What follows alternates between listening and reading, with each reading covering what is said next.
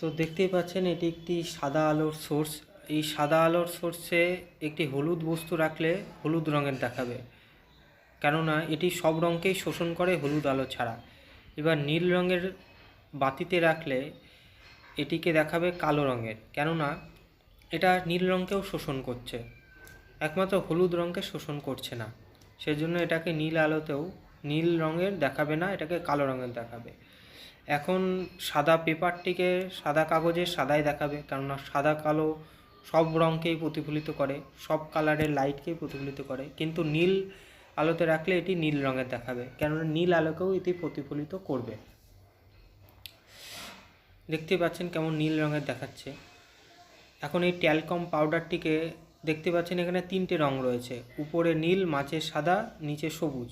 এটাকে নীল আলোতে রাখলে কেমন দেখাবে দেখুন, উপরের নীল আর সাদাকে পুরো নীল রঙের দেখাচ্ছে, কেননা নীল রঙের জিনিসও নীল আলো প্রতিফলিত করে, সাদা রঙের জিনিসও নীল আলো প্রতিফলিত করবে।